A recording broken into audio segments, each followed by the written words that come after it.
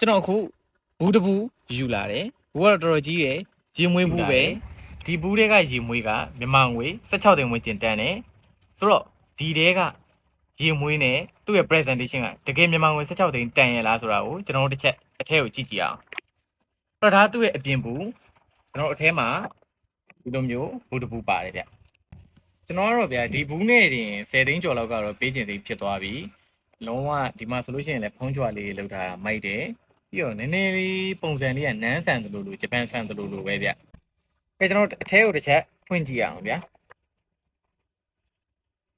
ဝေါဒီဘက်ကကျွန်တော်တို့ဒီပကြီးကားနဲ့တင်16သိန်းပေးရတာတော့တန်နေပြီဗျလုံးဝမိုက်တယ်ဗျာကျွန်တော်တို့ရေမွေးဘူးတဘူးကိုဒီလိုပုံစံကြီးလာတယ်ဆိုတာကျွန်တော်ဒီရေမွေး brand မှာပဲတွေ့ဘူးလားလုံးဝမိုက်တယ်မှာကြောင်ပုံလေးဒါသူတို့ရဲ့ဒီအတိတ်ပဲတော့ရှိမှာပေါ့နော်အဲဒါကိုကျွန်တော်တို့ဒီဘက်ကိုဖွင့်ချလိုက်မယ်ဝေါ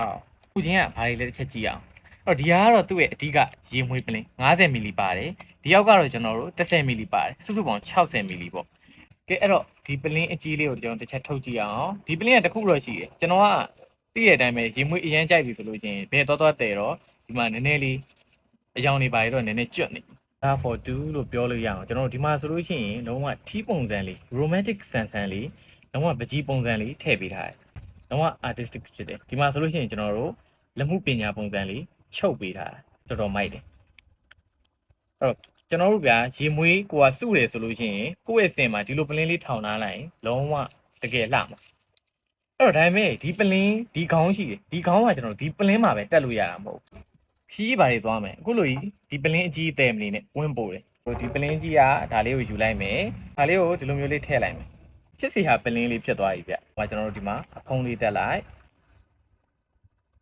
လုံးဝမိုက်သွားတယ်ကျွန်တော်တို့ဒီတိုင်းကရုံးကြီးကြံခဲမှာစိတ်မပူနဲ့ဒီမှာအဖုံးလေးအပေါ်ပါတယ်ဒါလေးကိုဒီတိုင်းလေးအိမ်မှာတင်ထားခဲ့လိုက်သူ့ရဲ့အနှံ့အကြောင်းကိုတော့ကျွန်တော်နောက်ထပ်တစ်ပုတ်မှာထပ်ပြောပြပေးမယ်